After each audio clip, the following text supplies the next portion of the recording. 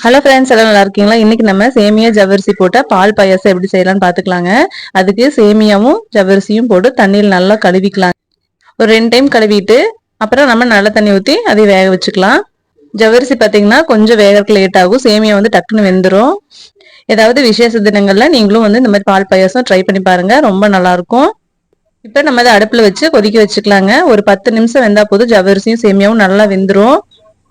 இது வந்து ஒரு 4-5 டம்ளர் வர மாதிரி நான் தண்ணி ஊற்றி வச்சிருக்கேன். ஒரு 1.5 செம்பு தண்ணி ஊற்றி நல்லா வேக வச்சுக்கலாம். இது கூட நம்ம பால் வந்து 1 டம்ளர் சேர்ப்பங்க, அதனால நம்ம அளவா தண்ணி ஊற்றி வேக வச்சுக்கலாம். இப்போ பார்த்தீங்கன்னா ஒரு 10 நிமிஷம் ஆயிடுச்சுங்க. ஜவ்வரிசியும் சேமியாவும் நல்லா வெந்துருச்சு.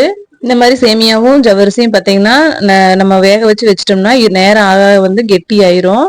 அதனால நம்ம கொஞ்சம் தாராளமா தண்ணி ஊற்றி வேக வச்சு எடுத்து வச்சுக்கலாம். இது கூட நம்ம பாயாசத்துக்கு ஒரு 5 டம்ளருக்கு தேவையான சர்க்கரை போட்டுக்கலாங்க.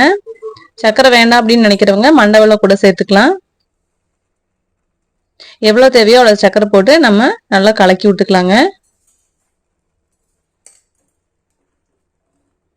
சர்க்கரை நல்லா கொதிச்சு சேமியாவோட சேர்ந்து கரையிற அளவுக்கு நம்ம அப்படியே கொஞ்ச நேரம் சிம்மில் வச்சு கொதிக்க வச்சிடலாங்க. இது கூட ஒரு 5 ஏலக்காய் விதை எடுத்து நான் அப்படியே ஆட் பண்ணிக்கிறேன். நீங்க வந்து ஏலக்காய் பொடி சேர்த்துறனாலும் சேர்த்துக்கலாம். அப்புறம் பாயாசத்துக்கு தேவையான முந்திரி பருப்பு போட்டுக்கலாங்க.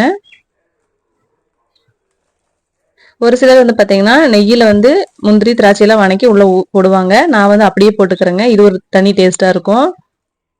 இப்ப முந்திரி சர்க்கரையோட சேர்ந்து ஒரு 5 நிமிஷம் வந்து மீடியம் ஃப்ளேம்ல வச்சு வேக வச்சிடலாம். இப்ப நம்ம இது கூட பால் ஆட் பண்ணிக்கலாங்க. பால் வந்து பாத்தீங்கன்னா தனியா நம்ம காய்ச்சி எடுத்து வச்சிருக்கேன். காய்ச்சி ஆற வச்சு நம்ம இதுல 1 டம்ளர் சேர்த்துக்கலாம்.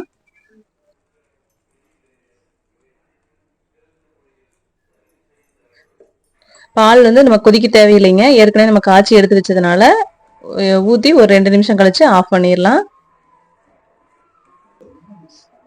ஓகேங்க, இப்போ சுட சுட சூப்பரான சிம்பிளான ஒரு பால் பாயாசம் ரெடி. இதே மாதிரி நீங்களும் வீட்டில் இருக்கிறவங்களுக்கெல்லாம் செஞ்சு கொடுங்க, ரொம்ப விரும்பி சாப்பிடுவாங்க.